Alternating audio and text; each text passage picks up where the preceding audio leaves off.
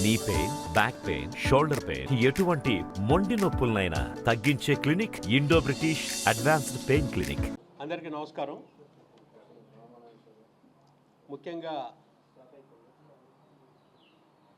దేశవ్యాప్తంగా జరుగుతున్న సంఘటనలో భాగంగా అటు తెలంగాణలో అదేవిధంగా రాత్రి ఢిల్లీలో జరిగినటువంటి సంఘటనలు ప్రజలు గమనిస్తున్నారు. ముఖ్యంగా కనుక చూసినట్టయితే భారతదేశ చరిత్రలో స్వతంత్రం వచ్చిన తర్వాత ఎప్పుడూ లేని విధంగా రాజకీయ కక్ష సాధింపులకి పెద్ద ఎత్తున పూనుకున్నారు. దాంట్లో భాగంగానే ఇవాళ మా తెలంగాణలో మా కవితమ్మ అరెస్టు, దాంట్లో భాగంగా భారతదేశంలో ఉన్నటువంటి రీజనల్ పార్టీస్ని ఏ విధంగా బలహీన చేయాలనే దురుద్దేశం, బలహీనపరిచి లొంగించుకోవటానికి, సరెండర్ చేసుకోవటానికి జరుగుతున్నటువంటి ప్రయత్నాలు ఈ విధంగా జరుగుతున్నాయి. చాలా దురదృష్టకరం. మనం కనుక చూసినట్టయితే మొదటి నుంచి మిత్రులుగా ఉన్నటువంటి శివసేన, అకాలీదళ్ లాంటి వాళ్ళను కూడా ఏ విధంగా వీళ్ళు చేశారనేది ఇప్పటిదాకా మనం చూసినాం. మంది అతిపెద్ద ప్రజాస్వామ్య దేశం, ఎన్నో భిన్నత్వంలో ఏకత్వంగా, ఎన్నో భాషలు, కులాలు, మతాలు ఉండి, ఎన్నో రాష్ట్రాలు ఉండి, అన్ని విధాలు కూడా పెద్ద ప్రజాస్వామ్య దేశంలో ఈ విధంగా ఇవన్నీ జరగటం అనేది చాలా దురదృష్టకరం. దీని విషయంలో భారతదేశ ప్రజలందరూ కూడా ఇప్పుడు గమనిస్తున్నారు. అదేవిధంగా చూసినట్టయితే ఇక్కడికి వస్తే ఈ యొక్క గవర్నమెంట్ పాలసీలు ఎప్పుడైనా స్టేట్ గవర్నమెంట్స్ ఎన్నుకున్న తర్వాత, సెంట్రల్ గవర్నమెంట్ వచ్చిన తర్వాత, ప్రభుత్వాలకు వచ్చిన తర్వాత ఆ గవర్నమెంట్ కొన్ని పాలసీలు మార్చుకుంటారు, కొన్ని యాక్ట్లు తీసుకొస్తారు, కొన్ని బిల్లులు పాస్ చేపిస్తారు. అది అసెంబ్లీలో కావచ్చు, పార్లమెంట్లో కావచ్చు. అందులో భాగంగానే ఈ లిక్కర్ పాలసీ, దాని మీద అది గవర్నమెంట్ పాలసీ. ఆ పాలసీలో వాళ్ళు తీసుకున్న పాలసీ మీద ఈ విధంగా చేయటం అనేది ఇది కరెక్ట్ కాదు. గత 10 సంవత్సరాల నుంచి కనుక మనం చూసినట్టయితే మరి ఎన్నో పాలసీలు పార్లమెంట్లో కూడా చాలా చేంజ్ చేశారు. ఇవాళ ప్రైవేటేషన్లు చేసినటువంటి కోల్ ఇంపోర్ట్ పాలసీని చూడండి, ఎయిర్పోర్ట్ ప్రైవేటేషన్ చూడండి, రోడ్ల ప్రైవేటేషన్ చూడండి, మైనింగ్ విషయంలో చూడండి. అదేవిధంగా ఎన్నో పాలసీలు మీరు కూడా చేంజ్ చేశారు. పాలసీలు మారినప్పుడు తప్పకుండా కూడా ప్రైవేటేషన్లో వాళ్ళ విధానాలలో ఏదైతే అట్రాక్టివ్ ఉంటే వాళ్ళకి వస్తారు, బిజినెస్ చేస్తుంటారు. అటువంటి పాలసీలు తీసుకున్నటువంటి గవర్నమెంట్ పాలసీల మీద కూడా ఈ విధంగా చేయటం అనేది ఇది ఏమాత్రం కూడా కరెక్ట్ కాదు. ఎందుకంటే ఒక మహిళని కూడా చూడకుండా ఒక తెలంగాణ బిడ్డని ఏ విధంగా ఇబ్బందులు పెడుతున్నారో తెలంగాణ ప్రజలు ముఖ్యంగా నేను కోరుకునేది ఒకటే. గత 10 సంవత్సరాల నుంచి మన రాష్ట్రం అంతకుముందు ఎట్లుండే, ఇప్పుడు ఏ విధంగా ఉన్నది, మన గత 10 సంవత్సరాల నుంచి ఏ విధంగా డెవలప్మెంట్ చేసుకున్నాం. నేను కూడా ఒక తెలంగాణ రైతు బిడ్డగా తెలంగాణ కష్టాలు, పల్లె కష్టాలు నేను కళ్ళారా చూసినటువంటి వాడిని.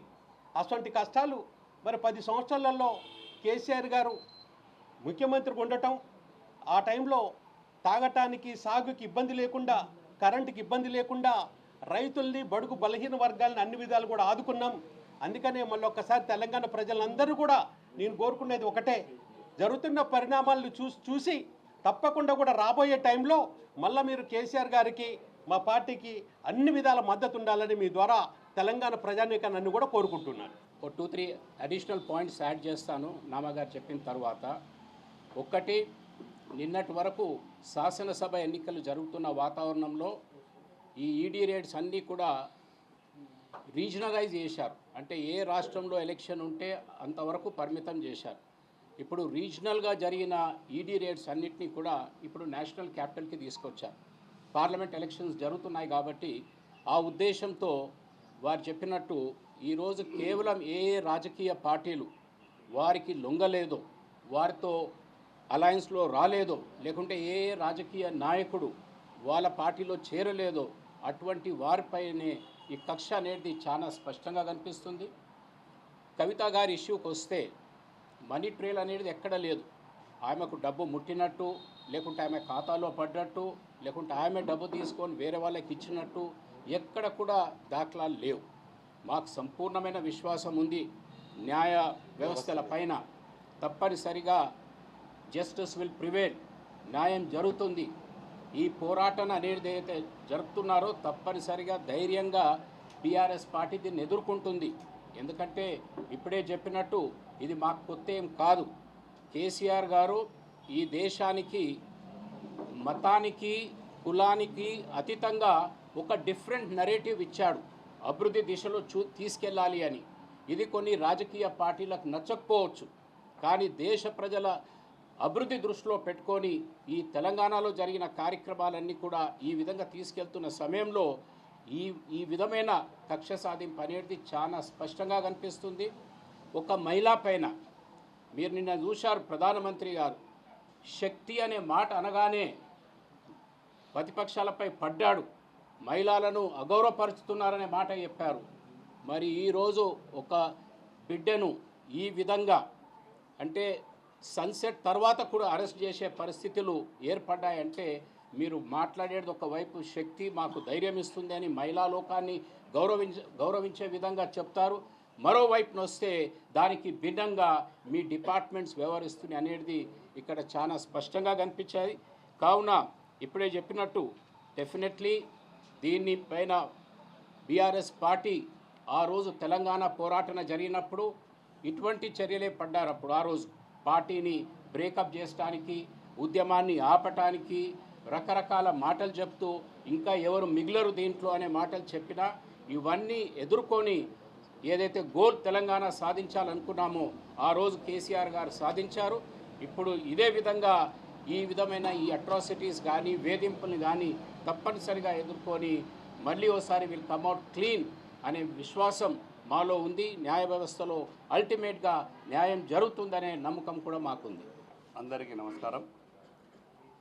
మొన్న 15వ తారీఖు నాడు హైదరాబాద్లో జరిగినటువంటి హై డ్రామా పార్లమెంటు రేపు పొద్దున ఎలక్షన్ కోడ్ వస్తుందని 2 రోజుల ముందే ప్రకటించి ఒకరోజు ముందుగా తీసుకొచ్చి అరెస్ట్ చేసిన కవితమ్మ అరెస్టు అక్రమం, అన్యాయం. దాదాపు 2 సంవత్సరాల నుంచి టీవీ సీరియల్లా సాగదీసుకుంటూ వచ్చి కరెక్ట్గా వాళ్ళకు కావాల్సిన పార్లమెంట్ ఎలక్షన్ల ముందు బీఆర్ఎస్ పార్టీని బదనాం చేయడమే లక్ష్యంగా పెట్టుకొని తద్వారా లబ్ధి పొందాలనుకున్న బీజేపీ కుట్రలకు తెలంగాణ ప్రజలు తిప్పికొడతారు. జరిగే ఎలక్షన్లో బ్రహ్మాండమైన మెజార్టీతో కేసీఆర్ గారిని ఆదరిస్తారు. అల్లవిగాని హామీలతో అధికారంలోకి వచ్చినటువంటి కాంగ్రెస్ పార్టీ కూడా ప్రజలు చూస్తున్నారు. అనేక స్కీములు, రైతు బంధు లాంటి పెద్ద పెద్ద స్కీములు, అన్ని సంక్షేమ పథకాలు కూడా స్కీములన్నీ కూడా ప్రజలు చూస్తున్నారు. కరెంటు కానీ నీళ్లు కానీ ఇబ్బందులు తెలంగాణ రాష్ట్రంలో వస్తున్నప్పటికీ ప్రజలు గమనిస్తున్నారు. ఇది ఇలాంటి సమస్య ఒక మహిళని చూడకుండా అన్న చెప్పినట్టు రాత్రిపూట అరెస్ట్ చేసి నైట్ తీసుకొచ్చి ఇక్కడ కస్టడీలో తీసుకొని ఇక్కడ పడుకోబెట్టాల్సినంత నైట్ తీసుకురావాల్సినంత అవసరం లేకుంటుండే పారిపోయే కాదు మహిళ. ఒక మాజీ ముఖ్యమంత్రి కేసీఆర్ గారు, తెలంగాణ రాష్ట్ర ముఖ్యమంత్రి గారి కూతురు రాత్రిపూట అరెస్టులు ఏంటి? నిన్న జరిగింది కూడా అదే. ఇక్కడ ముఖ్యమంత్రి కూడా పారిపోతాడా? అక్కడ కవిత గారు కూడా పారిపోయే వాళ్ళు కాదు కదా. డేలో తీసుకొచ్చైనా చూసుకోవచ్చు. ఇలాంటి అరెస్టుల ద్వారా లొంగని నాయకులందరినీ కానీ లొంగని పార్టీలందరినీ లొంగ తీసుకోవాలనే చేసే కార్యక్రమాలు ఖచ్చితంగా ప్రజలు తిప్పికొడతారు. ఈ ఎలక్షన్లో తగిన బుద్ధి చెప్తారు. 2004 నుంచి 2014 వరకు సిబిఐ, ఈడీ కేసులు 10 ఏళ్లలో 150 నుంచి 200 లోపు కేసులుంటే ఈ 10 ఏళ్లలో దాదాపు 2954 కేసులు ఈ దేశంలో పెట్టి చాలామందిని ఇబ్బంది పెట్టారు. ఇవన్నీ ప్రజలు గమనిస్తున్నారు. కవిత గారు కూడా బాధితురాలే, నిందితురాలు కాదు. కవితమ్మ కడిగిన ముచ్చెల్లాగా బయటకు వస్తుంది. మాకు చట్టం మీద, న్యాయం మీద నమ్మకం ఉంది. ఖచ్చితంగా కూడా కవిత గారు బయటకు వస్తారని చెప్పేసి మనస్ఫూర్తిగా కోరుకుంటూ ముందుగా మీడియా వాళ్ళందరూ కూడా ధన్యవాదాలు తెలుపుకుంటూ థ్యాంక్ యూ. జై తెలంగాణ. నమస్కారము. ఈరోజు ఈ ప్రజాస్వామ్యంలో ఈ అప్రజాస్వామికమైన పనులు ఎందుకొరకంటే చూస్తున్నాం. ఈడీ కేసు ఈరోజు ఏదైతే లిక్కర్ స్కామ్ కేసులున్నాయో ఈరోజు వచ్చింది కాదు. ప్రత్యేకించి ఏదైతే బీజేపీ ఇతర రాష్ట్రాలు ఉన్నాయో వాటిపైన వాంటెడ్లీ ఈరోజు ఎలక్షన్స్ ముంగల ఏదైతే తెలంగాణ పైన కానీ ఢిల్లీ పైన కానీ ఈరోజు ఈడీ కేసులు బనాయించి ఇమ్మీడియట్గా ఒక అప్రజాస్వామికంగా ఈరోజు రాత్రిళ్ళు వాళ్ళను ఒక దొంగల్లాగా తీసుకుపోయి జైలు పెట్టామని ఇవాళ తెలంగాణ కాదు దేశవ్యాప్తంగా అందరూ ప్రజలు గమనిస్తున్నారు. ఖచ్చితంగా ఈ మూల్యము వచ్చే ఎన్నికల్లో తప్పకుండా చెల్లించుకుంటారు. అదేవిధంగా ఈరోజు 2014 కంటే ముందు మా సహచర ఎంపీ అన్నట్లు కేవలం 200 పైచిలకు ఉన్న ఈడీ కేసులు ఈరోజు 2954 కేసులు అయినాయంటే ఈడీ ప్రత్యేకంగా ఈరోజు బీజేపీ ప్రభుత్వము కేంద్ర ప్రభుత్వము ఈడీ సిబిఐ ఏదైతే ఐటీ వీరన్నింటిని పట్టుకొని ఒక రిమోట్ కంట్రోల్ విధంగా ఈరోజు రాష్ట్ర వ్యాప్తంగా ఉన్న దేశవ్యాప్తంగా ఉన్న బీజేపీయేతర ప్రభుత్వాలను కూలగొట్టడంలో మంచి పాత్ర పోషిస్తున్నది. అందుకే ఖచ్చితంగా ఏదైతే మాజీ ముఖ్యమంత్రి కేసీఆర్ గారు ఈరోజు రాష్ట్ర వ్యాప్తంగా గతంలో ఈ 10 సంవత్సరాలు తలపెట్టిన పథకాల వలన ఆర్థికంగా ఈరోజు ప్రజలు బలపడి అన్ని విధాలుగా సుఖ సంతోషాలతో ఉన్నారు. దాని రైతులంతా ఈరోజు ఆ విధంగా ఉన్న ముఖ్యమంత్రి గారి యొక్క మాజీ ముఖ్యమంత్రి గారి కుమార్తెను విధంగా రాత్రి సంవత్సరం నుంచి ఉన్న కేసును ఇప్పుడు ఈ ఎలక్షన్స్ ముంగానే తీసుకురావడం అంటే ఇది ప్రజలు ఆలోచిస్తున్నారు. ఖచ్చితంగా రానున్న ఎలక్షన్లో ఖచ్చితంగా మూల్యం చెల్లించుకుంటారని కోరుకుంటూ మీడియా మిత్రులకు అందరికీ ధన్యవాదాలు. నాగనాగేశ్వరరావు గారు, ఢిల్లీలో కవిత లిక్కర్లో వ్యాపారం చేశారా లేక మనీ లాండరింగ్ చేశారా? ఒక పాలసీ ఇప్పుడు ఇంతకుముందు చెప్పినట్టుగా గవర్నమెంట్ పెట్టిన పాలసీ అది. పర్లేదు సార్ గవర్నమెంట్ అవకతవకలు జరిగాయి, ఎక్కడా లేని విధంగా 12% డీలర్ కమిషన్ ఇచ్చారు. ఇప్పుడు పాలసీస్ అనేది గవర్నమెంట్ పాలసీ అది. ఇప్పుడు కేంద్రంలో కూడా ఎన్నో పాలసీలు తీసుకొచ్చారు. ఇప్పుడు నేను కొన్ని పాలసీలు చెప్పాను, మైనింగ్ పాలసీలో చెప్పాను, అదేవిధంగా ఎయిర్పోర్ట్ చెప్పాను, అదేవిధంగా ప్రైవేటైజేషన్ చెప్పాను, హైబ్రిడ్ ఎన్ఓటీ అని ఇతర ఎన్నో పాలసీస్ తీసుకొచ్చారు.